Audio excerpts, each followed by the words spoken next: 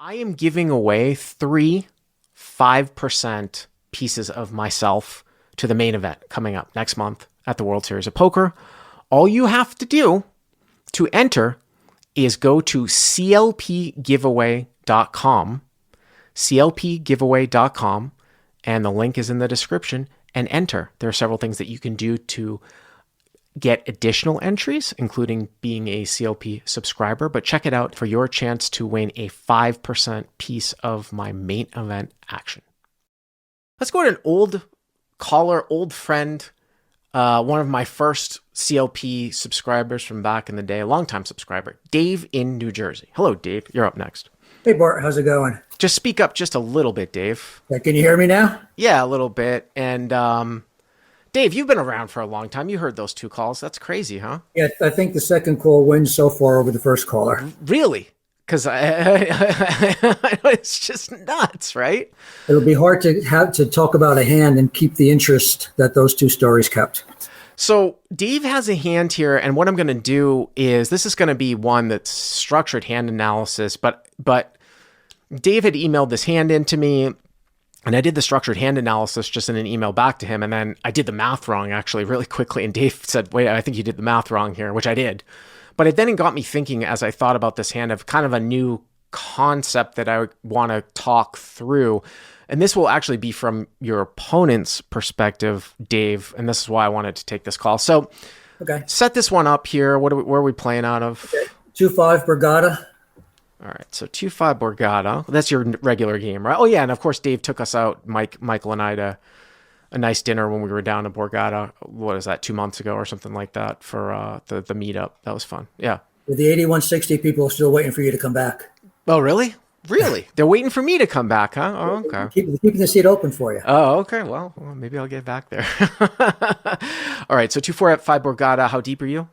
Yeah, 900 effective. All right, Villain covers. Okay, so 900 effective. Okay. Yeah, just a quick background on the villain. He's very wide. At best, he's a break-even player. That's given him the benefit of the doubt. Okay. He does have a limping range, open limping range. Okay. Prior to the hand, 30 minutes, an hour maybe prior, I folded a set of fives to his river over bet on a 5, 6, 7 heart jack deuce board. He showed 3-4 for the flop straight. Wow. Okay. I showed him the set. Okay. I think that may come into play because he waited to the river to raise, right? Okay. Okay, the hand. Villain opens for 20 in middle position. So MP to 20. Okay. Button calls. Mm-hmm. Yep. Hero with 2 black queens. 3 bets to 120 from the big blind. In the big blind. So 2 black queens, queen of clubs, queen of spades to 120. Yeah, pretty liking it so far. Obviously 3-bet, slam dunk 3-bet. Okay. Villain calls, button folds. All right. So original MP calls, fold, and we're at like 260 or something like that and change, right? Something like that. Right, 260 in the middle. Yep. Okay. Mm-hmm. Hero. Oh, I'm sorry. The flop is 9 of diamonds, 6 of another suit, and 2 of diamonds. All right, so I'll put 9 of diamonds, 6 of clubs, 2 of diamonds. Hero with queen of clubs, queen of spades, pots 260, started with 200 effective, okay? Yep. Hero bets 125. Okay. Villain raises to 400. Okay. No, I talked to a few people on this, and the interesting thing and why I sent you the hand is I got very mixed opinions on this. And when I went to the whatever that app is, Solver Plus, Solver something Plus. like that. Yeah. Solver Plus had a call there, and that's like my least favorite option. Yeah, but can you poke in the correct stack sizes though with Solver Plus though? Yeah, I think you had to shortcut this, right, a little bit or something. Yeah, shortcut. I put a 200 bigs, so it's a little bit over. Oh, that's a huge difference though. if you're putting 200 bigs in, yeah, of course, because I mean then you're talking about playing 2K effective instead of 900. That's why it would never be a call. The reason it's 2.5, right? So 900, 1,000 is 200. I see. Yeah. I guess maybe it's just because of live sizing. I think is maybe what I'm thinking about here. I think the big thing though is that villain's ranges aren't anywhere near optimal. So maybe in Well, a sure, range. but let's just even before we get into the ranges though, let's just take a look at your options here. And when I look at a scenario like this, because let's just do some math here really quick. Because here's the thing, right? If you call, right?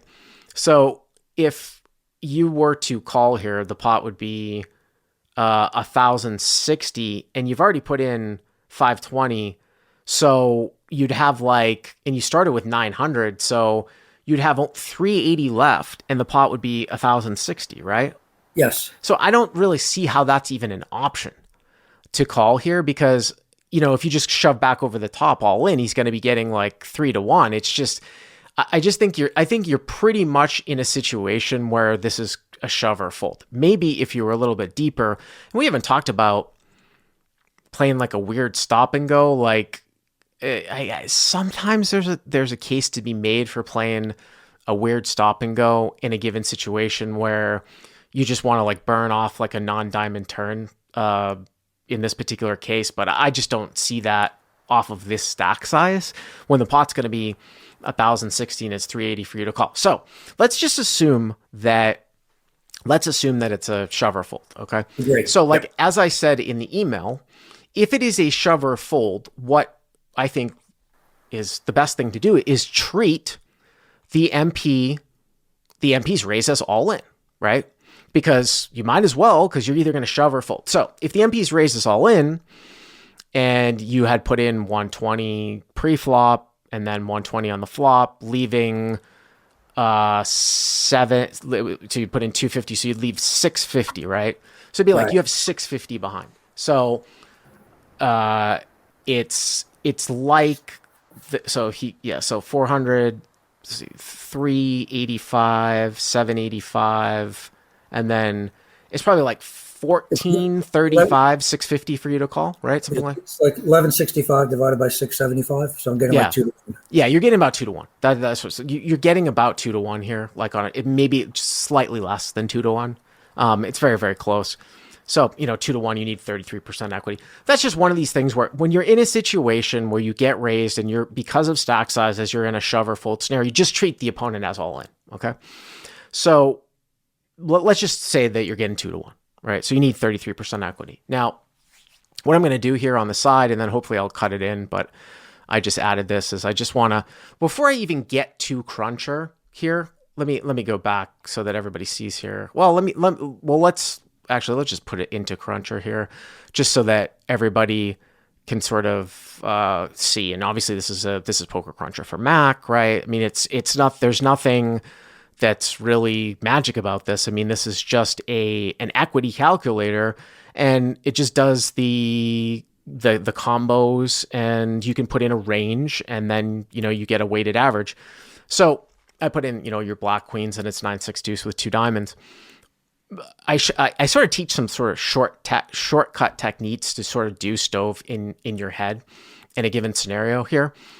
And I'll just do this very, very simply. Let's just say for ease, Dave, that you're up against set or big combo draws.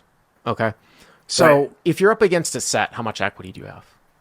About 5%. Yeah, about 5%, right? Because you have 2 outs, with 2-ish cards two cards to come, and maybe it's a little bit more than that, but let's just make it.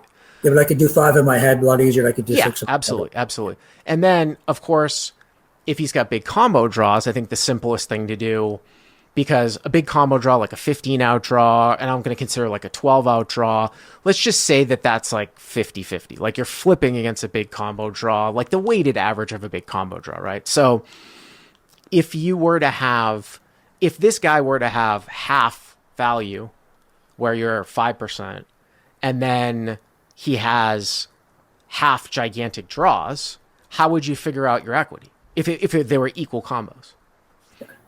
You want me to tell you? Yeah. Yeah, it was 50 plus 5 divided by 2, right? Right. You just average 50 and 5, right? So, and this is where I went wrong in that email. Yeah. So that's what, 27.5%, right? Yes. About 27.5%. So if you need 33%, you wouldn't be getting the equity, right? You wouldn't be getting, you wouldn't be you wouldn't have the equity, right? Right. And, looking at this texture here, it's kind of interesting because the question is like, would he have sixes here? I think we can all say that he could definitely have nines, right? Right. And I don't think he could have twos though because he's got a limping sure, range. sure. And the interesting thing about this is if you give him all of the sixes and the way that people play like 3-bet pots, well, if it's half draws and half sets, then, we know it's 27.5. But I think the reality of this is that people tend to be a little bit more, I would say, value heavy, especially against a guy like you, Dave. People don't, I mean, you're just an older guy, probably with a little bit of a tighter image. I just think that it's probably even more weighted towards value. So when you get into a situation like that, you could say, well, he might have like 6 combos of sets. Again, this is very, very easy. And then maybe he's got 3 combos of these hands that you flip against, like 3 of these mega draws. And then in that case, now what we're doing is we have 2 times as many sets. So we add that into the range equation. This is just basic arithmetic. 2/3 sets, 1/3 draws. We said 50 if it was equal, 50 plus 5 divided by 2. Now we'd have 50 plus 5, right, which is 60 divided by 3. And now you're at 20%, right? So I'm going to just show you guys, and it will be, this is pretty approximate, but on the side here, I'm going to put in, for this guy's range here, 9s, and I'm going to put in 6s here on the side. And then we've got to come up with, this is for the equal weight of combo draws. Let's say we come up with 7, 8 of diamond. I'm just going to throw some stuff in here just so that it would be really, really quick. That hands that kind of like flip with you, ace, king of diamonds, 7, 8 of diamonds. And again, this might not even be accurate, but I'm just trying to get to the 50%. What else we've got? Like 10, 8 of diamonds. Again, it's kind of hard, low actually on this texture though too. Ace, king of diamonds, ace, queen of diamonds. I got ace, king of diamonds. Yeah, ace, queen of diamonds is probably another one. Let me put some nut flush draws in here because it's like a 1 over. So how many do I have here now? I've got 1, 2, 3, 4. Let me throw in 7, 6 of diamonds is 5. And actually I have more than that because I got 1, 2, 3, 4, 5, 6, 7. I actually have one extra one. Now I've got 6. Okay, so now what did we say that was going to be about 27.5%? You're a little more, you're at 29% because of the fact that it's not really 5%, it's more like maybe 6 to 8%, right? And then if I were to cut this out, and let me say, we said that it would probably be like 20% if we took out 3 of the draws so that it's, 2 to 1 in like value, right? So let me take out 7, 8 of diamonds, ace, jack, and ace, queen, and then what do we get here now? Now we got 21%. That's pretty close to do in your head. I mean, we did that in our head, and we're like between 1 to 2% off. We're getting 78 to 22, right? Right. So I think if that is what you think that the range is, right, then it's probably a fold. The other thing to think about, although I would say, Dave, it's probably unlikely with somebody behind you, when you're in situations where it gets heads up, like let's say that there was not a call in the field after this guy, where he might flat some aces and kings, then you're in much, much worse shape. Much, much worse shape. Because if you throw in one combo of like aces here, it's gonna change the equity. Just even one combo changes it by 5%. You know what I mean? If you do that though, can you go in the other direction and say, can he sometimes play 10s or jacks like this as well? Well, if it a combo or 2 on the other side. If that were the case, then it would just sort of cancel each other out, right? Right.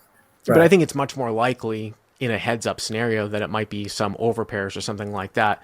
So I actually think that you can make a case, especially with your image, for a tough fold here, I think, knowing that, just looking at that. And there's, and I think where the difference would come into play here, Dave, is if you had aces here, especially with no diamond, I think I'm going with it, right? Why do you think that I say aces, no diamond? I'm going with it here. So it gives him more flush draws. Right. Well, you now all of a sudden, if he's getting in with nut flush draws, you're doing really well against that, right? That's not a flip.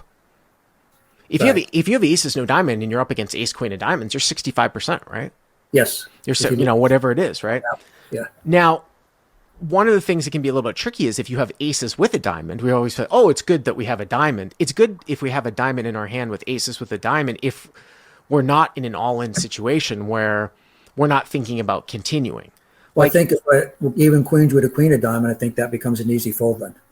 well, I mean, it really depends if you ever think he's jamming like king, queen of diamonds here or something like that. I mean, like ace, a lot of people will just call with that. But what I'm saying is, like, if you had aces with a diamond, the reason why it's bad for you in this particular situation, as opposed to a normal deeper hand where you'd kind of want to have a diamond just so that you have backdoor equity to improve, is because now he doesn't have the nut flush draw, which are the hands that you're going to be doing well against, right? If you had aces with the ace of diamonds. And it probably leans him more towards having the value because he can't have nut flush draws. And I think that the weighted combo starts to get a little bit weird. So I think that we can get on board and say like aces, no diamond, kings, no diamond is probably a call here. I think with queens, it's just one of these things where, like I said, you throw in that outside chance someone might have an higher overpair, and then the nut flush draw. Some of these nut flush draw combos have better equity against you. Then I think that you can find a tough fold. What did you do, number one, and then I want to bring out this concept. Before I say what I did, I just want to bring up 3 minor things. I follow the math and I agree wholeheartedly. But other factors that I took into consideration during the hand was, did my folding the set earlier in the session have increased the villain's raising tendencies, thinking that he could fold me out of anything from the fold set, right? Secondly, is that in the 2-5 player pool, I see a lot more draws raising flops and nutted hands raising turns rather than the other way around, even though it's backwards. That's kind of what I say from most losing or break-even players. Yeah. Now, third thing going in the other direction is my old man image would likely reduce the bluffs, and so MCs never fold, right? Yeah, I mean, I think I'm seeing people in the live chat flaming my analysis a little bit, saying, I think people could do this with tens or jacks, and I kind of tend to agree with you. Well, there's number one, there's that. I disagree with that with Dave's image. And number two, I actually think that people agreeing with you, Dave, revert more towards, I'm not going to try to bluff this guy, because a lot of these tight guys who play like OMC type, like tight, they don't fold post, right? What OMC is going to fold an overpair here? Usually OMCs play super tight pre, but the reason why you want to get in there with like small pairs and things like that, because you've got a huge implied odds because you're usually not able to fold their hands. They're playing so few hands anyways, right? What did you end up doing? I ended up calling. I'm sorry, shipping. Oh, you ended up shipping? Okay. Yeah, which calling I think was not an option. No, I don't think so. Not with this sizing. I thought about it for quite some time though, and in my head I went both. I folded a few times and I shipped a few times. I ended up shipping. Yeah. And I think that folding the set earlier was the breaking point. We're flipping to the other direction. Anyway, he showed 9-9 for top set. He showed you. Oh well, because you shipped all in. Yeah. So you're kind of like kicking yourself a little bit. No, I don't really care whether I won or lost the hand, as if I made the right decision or not. Right, but I mean, you might be kicking yourself if you're doing the range analysis. I mean, it's close. It's definitely close. I don't think anyone's going to say that's a huge mistake, Dave, to get it in with an overpair. I think most people in chat, say that, agree. But one of the things I want to bring out here with this hand, and then maybe for the YouTube video, we'll sort of graphically display it, because I don't think I've ever really put this into terms, but let's think about this from the opponent's perspective here. Taking a look here, I'm going to put the board back up. Okay. So if you were the opponent here in MP1 and you had a draw, and I'm going to just sort of, I'm going to make this very, very simple here, just with, I don't want to lose this, but I'm just going to make it very, very simple. I did this in my head before because I think it's going to demonstrate something where the flop is the same.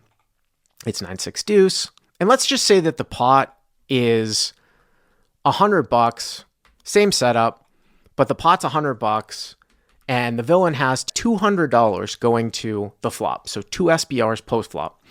It comes out 9-6 deuce, pot's $100. Guy in your spot, David, bets 75. Now, if we're in position and we call, right? The pot now will be 250. And the guy will have 125 left. This is what happens, right? So the out of position player will have 125 left, right? And the pot's 250. So if the out of position player bets all in on the turn, 125 and a 250, what kind of odds are the in position player going to get on the turn, Dave? When he goes 3 to 1, okay?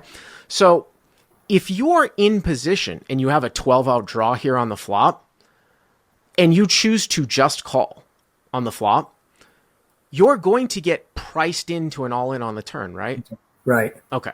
So when you are in a situation where your draw is big enough where you're going to get priced in on the turn, and this is where trying to figure out, like, come up with a term for it, if you're going to call anyways on the turn, you need to make an equity protection / whatever you call it, semi-bluff play here on the flop, because what happens if the out of position player on the flop had ace, king, or ace, queen, and now the turn is a king, or now the turn is a queen, and if you had raised the flop, they would have folded, but instead, by just calling, they're in there on the turn. They jam either as a bluff or when they make top pair, and you're priced to call off. Do you see what a disaster that is for the in position player? And this is really, really highlighted on a raggedy board. And I'm going to walk you through this, Dave. I don't mean to put you on the spot, but why do I think for the in position player, this is a mandatory raise on a raggedy board, and maybe not always a raise on a board that contains a Broadway card? And think about the way that the out of position player might what is the out of position player's 3-betting range pre-flop? A lot of Broadway cards. Well, it's going to be over pairs, ace, king, and ace, queen, right? So do you think you have more fold equity? Do you think that the out of position player ends up with more non-paired hands on 9-6 deuce or on king 6 deuce?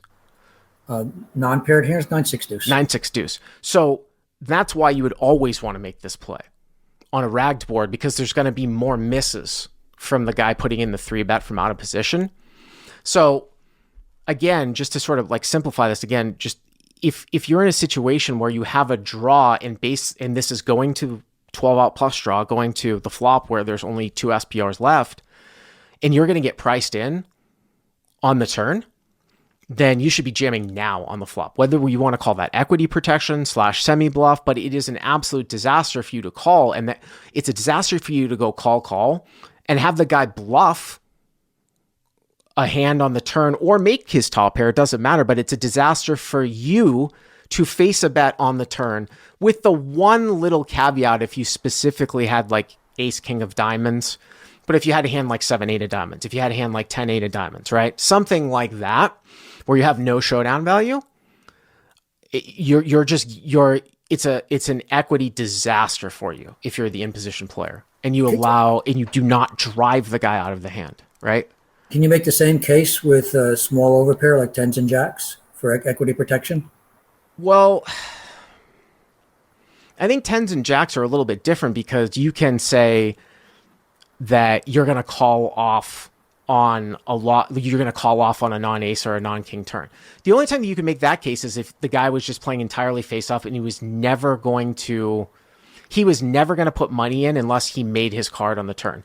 So that would be a case where the only time I think to jam 10s and jacks, I would have to make a gross assumption that my opponent is only going to bet on the turn when he's ahead of me if he makes his card, and then if he doesn't, he's just going to check, and if I don't jam, I'm just giving him a reverse free card. Do you see what I'm saying? Yeah. Because he's just going to give up on the turn. So I just wanted to bring that one out, that on these raggedy boards and a 3-bet pot, pay attention to your SPR. You cannot allow if you've got a hand that's going to get priced off on the turn, get it in now. So however you want to call that. So, all right, Dave, thanks for the call. I appreciate it.